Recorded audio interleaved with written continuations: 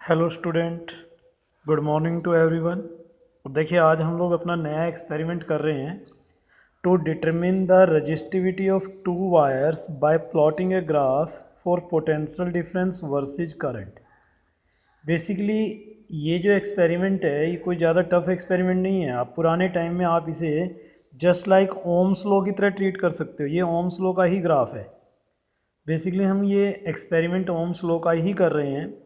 इसके लिए जो आपको अपरेटस यूज करने हैं वो हैं एक बैटरी एलिमिनेटर, दो अननोन वायर जिनका रेजिस्टेंस आप लोग निकालना चाहते हो यहाँ पर, एक एमीटर, एक वोल्टमीटर, एक रियोस्टेट, कुछ कनेक्टिंग वायर एट्सेट्रा। जब आप इस एक्सपेरिमेंट को परफॉर्म कर रहे हो तो इस एक्सपेरिमेंट के अंदर दो फॉर्मूले आपको यूज करने हैं। एक slope of V I graph, ये हम सभी जानते हैं कि वी आई ग्राफ का जो स्लोप है वो रेसिप्रोकल ऑफ द रेजिस्टेंस होता है। तो आर यहाँ से निकल आएगा, आर इक्वल टू 1/टेंजेंट थीटा। और उसके बाद आपको ये फॉर्मूला सभी को पता है, resistance of a wire is given by R equal to rho L by A. So rho equal to R A by L. देखो बेसिकली क्या है कि इस ग्राफ की स्लोप से हम लोग आर कैलकुलेट कर लेंगे। क्रॉस सेक्शनल एरिया हम लोग स्क्रू गेज की हेल्प से मेजर करेंगे, जो आप लोग लोअर क्लास यानी कि 11th क्लास में पढ़ चुके हैं, और लेंथ ऑफ द वायर को मेजर किया जा सकता है। तो जब आप इस एक्सपेरिमेंट को परफॉर्म करेंगे तो इस एक्सपेरिमेंट के अंदर कुछ डिवाइस आप लोग यूज करते हैं, जैसे एमीटर है, वोल्टमीटर है। तो ऑब्जर्वेशन या सर्किट डायग्राम बनाने से पहले आप लोग कुछ चीज़ें ऑब्जर्वेशन में लेकर चलते हो, जैसे लीस्ट काउंट ऑफ एमीटर। मैंने यहाँ जो एक एमीटर लिया है इसका लीस्ट काउंट 10 मिली एम्पियर है। आई होप आप सभी को लीस्ट काउंट निकालना आता होगा। Least count of milli ampere ammeter 10 milli ampere है, और इसमें कोई एरर नहीं है, जीरो एरर इसके अंदर, जीरो है, नील है। जो आप लिखना चाहो लिख सकते हो इसके अंदर। ऐसे मैंने यहाँ एक वोल्ट मीटर माना है जिसका लीस्ट काउंट 0.05 वोल्ट है, 0.05 वोल्ट, और एरर इसके अंदर भी नील है। एक चीज़ और हम इसके अंदर लिख सकते हैं अगर चाहें तो आप, that is the range of ammeter. जो एमीटर मैंने इसमें यूज किया है उसका रेंज 500 मिली एम्पियर है, और जो वोल्ट मीटर मैंने इसमें यूज किया हुआ है वो 3 वोल्ट रेंज का है। इसके अलावा बेटा आप लोगों को स्क्रू गेज के बारे में सभी को पता है। आपने स्क्रू गेज के बारे में पढ़ा हुआ है। सो बेटा आप सभी ने स्क्रू गेज 11th क्लास में पढ़ा है। उसका जो लीस्ट काउंट है वो 0.001 सेंटीमीटर होता है। देखो सिंपल स्केल का 0.1 सेंटीमीटर, वर्नियर कैलिपर का 0.01 सेंटीमीटर, और स्क्रू गेज का 0.001 सेंटीमीटर, जो स्क्रू गेज मैंने लिया है यहाँ पर, और उसका एरर नील है। ये मैं मान के चल रहा हूँ कि आप लोग इस एक्सपेरिमेंट को जानते हो, तो मैंने यहाँ से डायरेक्ट रीडिंग ले लेनी है। मैं यहाँ दो वायर यूज कर रहा हूँ बेटा। एक वायर की लेंथ मैंने यहाँ 20 सेंटीमीटर ली है, और दूसरी वायर की लेंथ मैंने 15 सेंटीमीटर ली है। दो वायर हैं, और जो वायर मैं यूज कर रहा हूँ it is of material constantan. Constantan material की वायर मैं यूज कर रहा हूँ, 20 सेंटीमीटर लेंथ और 15 सेंटीमीटर लेंथ। जब मैंने स्क्रू गेज को यूज किया तो स्क्रू गेज की हेल्प से मैंने इस वायर का डायमीटर निकाला है, जो कि लगभग 0.020 सेंटीमीटर के आसपास आता है।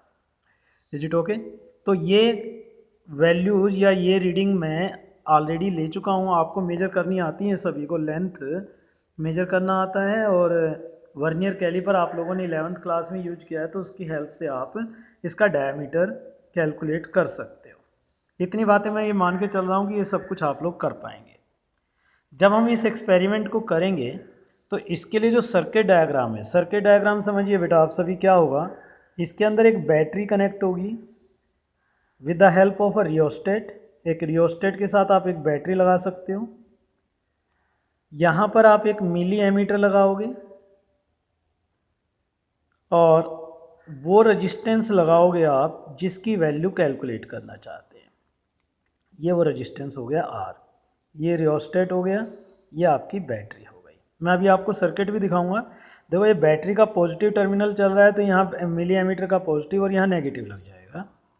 ऐसे ही इसके पैरेलल में आप एक वोल्टमीटर लगाओगे, ये एक वोल्टमीटर हो गया, जिधर से बैटरी का पॉजिटिव आ रहा है उधर टर्मिनल वोल्टमीटर का पॉजिटिव और नेगेटिव आप कनेक्ट करेंगे। आप इस सर्किट के हिसाब से देखिए, मैंने आपके लिए यहाँ एक सर्किट बना रखा है। You can see everyone, I am just making all the operators here for you. ये लीजिए, मैंने सारे ऑपरेटर्स आपके लिए जोड़े हुए हैं। अगर आप ध्यान से देखोगे तो मैं और थोड़ा कोशिश करता हूँ इनको नज़दीक लाने की, ताकि आपको पूरा ऑपरेटर्स एक ही फ्रेम में नज़र आए। यस, सी है, ये देखिए, ये पूरा ऑपरेटर्स आपके सामने है। मैं आपको कोशिश करता हूँ दिखाने की। ये बैटरी का पॉजिटिव है। ये बैटरी के पॉजिटिव को आपने एक रियोस्टेट से कनेक्ट कर दिया। यहाँ पर ये रियोस्टेट से कनेक्ट कर दिया। मेरा पेन देखिएगा आप, ये रियोस्टेट से, रियोस्टेट का दूसरा टर्मिनल मिली एमीटर के पॉजिटिव से, ये देखिए भाई, यहाँ से पॉजिटिव चल रहा है बेटा, ये पॉजिटिव है तो ये पॉजिटिव जाता हुआ मिली एमीटर के पॉजिटिव से, मिली एमीटर का नेगेटिव आकर एक रेजिस्टेंस से जुड़ा, ये आपका रेजिस्टेंस है, ये रेजिस्टेंस आया हुआ है, और रेजिस्टेंस का दूसरा टर्मिनल ये घूमता हुआ आपका बैटरी से जुड़ गया।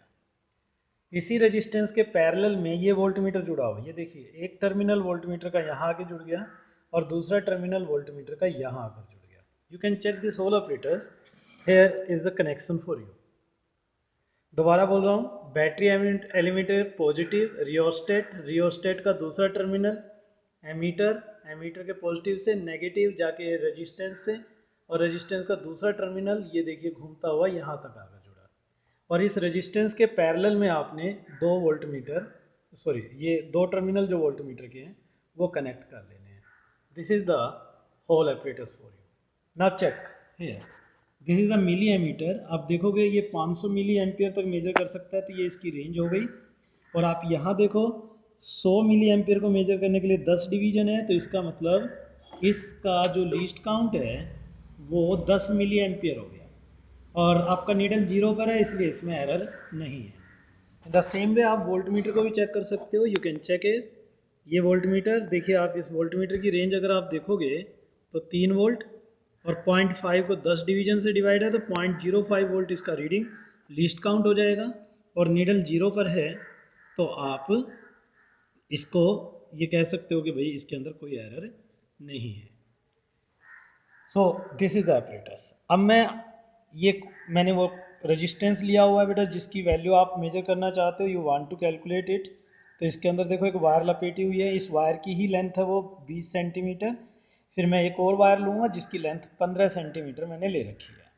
दोनों वायर में, दोनों ही केस में, ये देखिए, ये दूसरी वायर है यहाँ पर, ये मैं बाद में लूँगा, तो उसकी 15 सेंटीमीटर वायर है। थिकनेस दोनों वायर केस में सेम है, इसलिए डायमीटर मैं इनका मेजर कर चुका हूँ, वो वैल्यू आपकी 0.020 सेंटीमीटर आती है। Now I am just on the switch, और आपको रीडिंग दिखाता हूँ बेटा। पहले ये देखिए, मैंने स्विच को ऑन कर दिया। You will see there is a deflection in the ammeter, there is a deflection in the ammeter, there is a deflection in the voltmeter. You can observe this deflection, okay, deflection in the ammeter and voltmeter. इस deflection को आप change कर सकते हो by changing this. ये rheostat है, अगर आप इस रियोस्टेट को आगे या पीछे मूव करेंगे, आप देख रहे हो एमीटर में डिफ्लेक्शन नज़र आ रहा है आपके सामने सबको एमीटर में दिख रहा होगा। There is a deflection in the ammeter, in the same way there will be a deflection in the voltmeter. तो इस तरीके से आप कम से कम एक एक ऑपरेटर्स के लिए 4-5 रीडिंग, आप एक एक रेजिस्टेंस के लिए 4-5 रीडिंग ले रही हैं। एक रीडिंग मैंने आपके ऑपरेटर्स पर अभी यहाँ दिखा रखी है, सेट कर दी है, तो आप इस रीडिंग को देखिए। वोल्टमीटर का रीडिंग देखिए बेटा आप लोग, तो लगभग 0.55 वोल्ट है। और मिली एम्पीमीटर में रीडिंग अगर देखोगे आप, तो ये 17 डिवीजन हो गए, 17 डिवीजन, तो 17 का देखो 170 मिली एम्पियर, 170 मिली एम्पियर और 0.65 वोल्ट ये रीडिंग हो गई।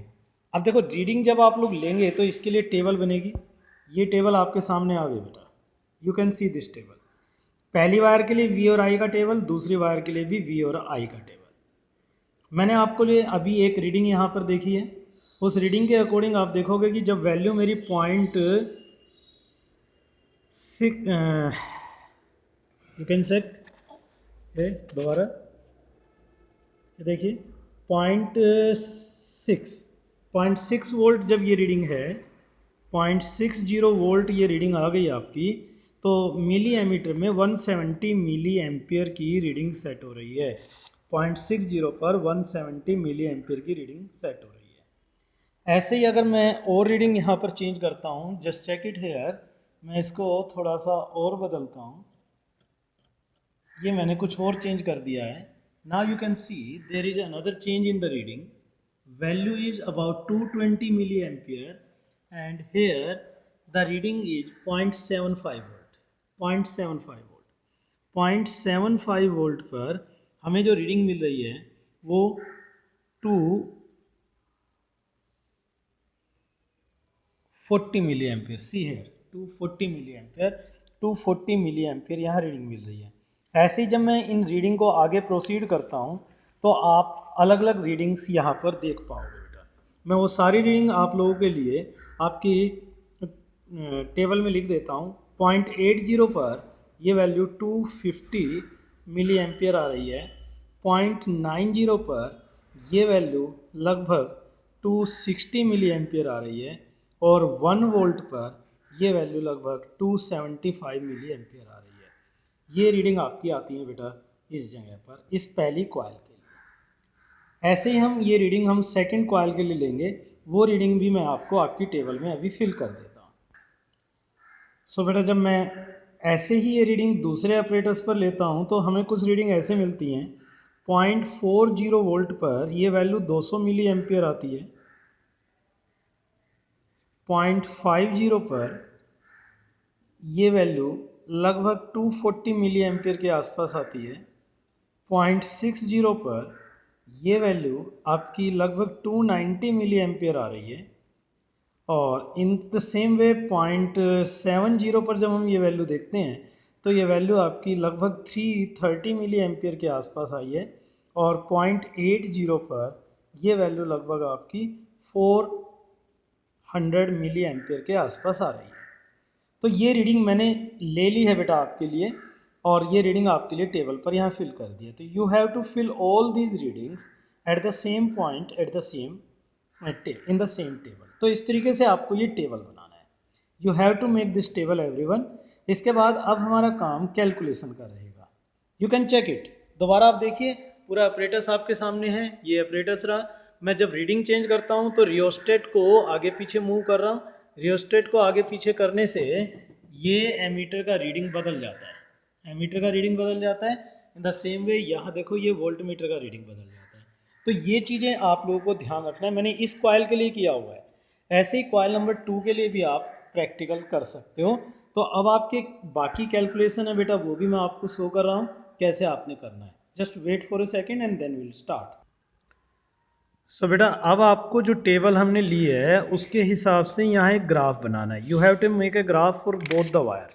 आई am just making the graph for wire number 1 first of all.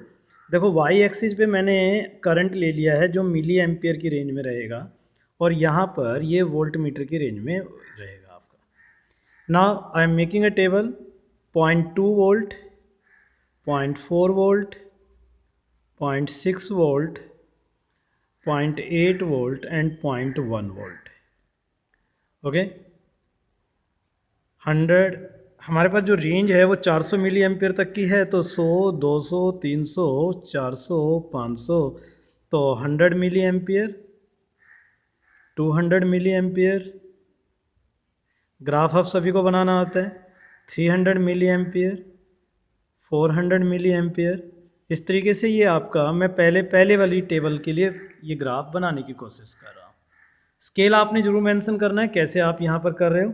देखो अगर आप पहली रीडिंग देखो तो लगभग 0.60 वोल्ट पे 170 मिली एम्पियर की रीडिंग मिल रही है।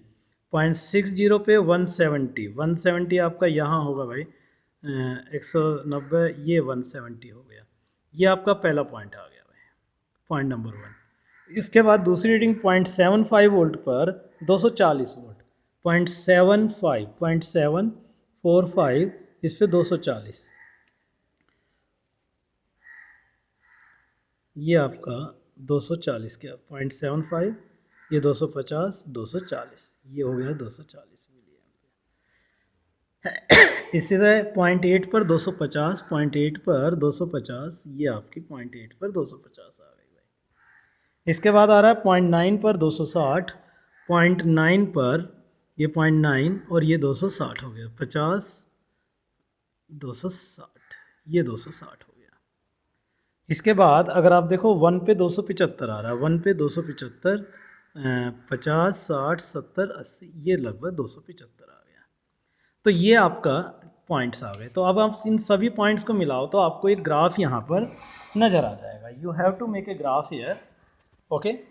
इस तरीके से आप इस ग्राफ को बना लेंगे। I am just making this graph complete and उसके बाद मैं आपको कैलकुलेशन दिखाता हूँ।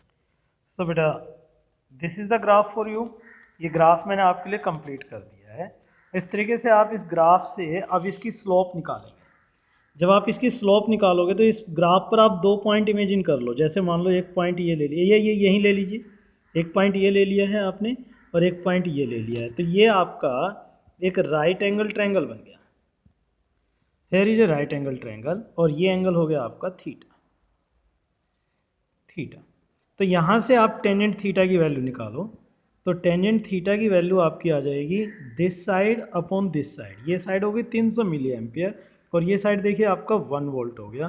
तो 300 मिली एम्पियर अपॉन 1 वोल्ट।